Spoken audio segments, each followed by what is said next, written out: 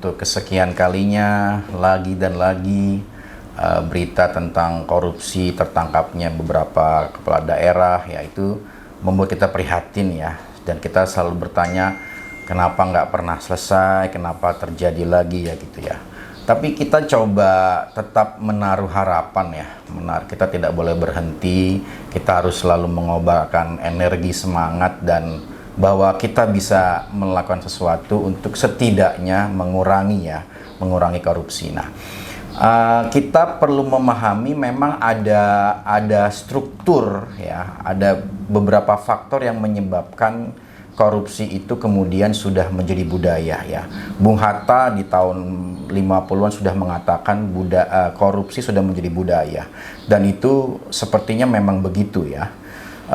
Kalau kita menarik sejarah, Pak Koko ya, sejarah korupsi itu sebenarnya juga sudah terjadi pada era-era penjajahan ya. Kalau kita baca Multatuli Max Havelaar ya, dia menceritakan bagaimana tanam paksa di daerah Rangkas Bitung itu kemudian diinisiasi dan dilakukan oleh bupatinya sendiri gitu loh. Jadi ini memang warisan kerajaan gitu ya. Warisan kerajaan itu kan adalah warisan feodalisme, di mana raja atau pemimpin lokal itu atau ya semua dalam varian pemimpin itu merasa punya legitimasi, punya hak untuk mengambil sesuatu dari rakyatnya gitu lah. Nah, budaya ini kemudian membuat rakyat akhirnya harus memberikan ya, entah upeti, ya. Bahkan kan ada cerita diambil istrinya, diambil binatangnya, diambil properti kekayaannya. Nah, ini dalam bahasa modern namanya relasi kuasa ya.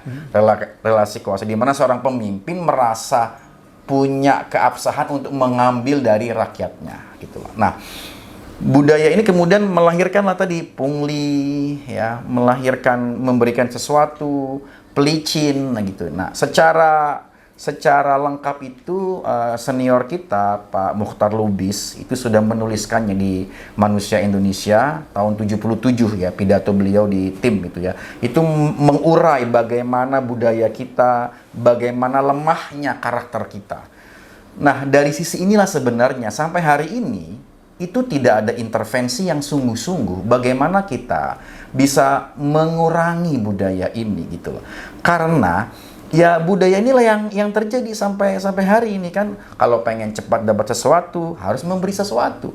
Dan itu menjadi komersialisasi, itu menjadi kesempatan. Setiap yang sulit itu selalu menimbulkan celah untuk diuangkan. Dan itu sepertinya kita kan tahu, sudahlah wani piro, kan ada wani piro. Nah, itu dari sisi budaya Pak Koko. Jadi ya kita harus berpikir dari sisi budaya bagaimana intervensinya ya. Kemudian dari sisi karakter, nah kelemahan kita adalah tadi, karena kelemahan kita semua ini adalah karakter yang satu meminta, yang kedua memberi tadi, supaya dilicinkan, supaya diperlancarkan. Nah, ini sepertinya sudah menjadi perilaku kita dan kita mengiyakan itu karena ada kepentingan yang sama-sama diuntungkan, yang mempersulit dapat uang, yang memberi dimudahkan semua urusannya. Nah, ini tidak pernah disentuh secara substansial. Ya, pemimpin hanya pidato jangan korupsi, kami akan menghukum, tapi begitu ya lewat saja gitu loh. Di sisi lain, saya harus mengatakan para penjaga moral kita, dalam hal ini ulama, kiai, ya mungkin juga karena lelah atau sudah tidak lagi punya cara, sudah tidak lagi berani untuk menyuarakan itu. Dan kita memang tidak bisa menyalahkan mereka. Mereka wilayahnya adalah wilayah penjaga moral, hanya mengingatkan gitu loh.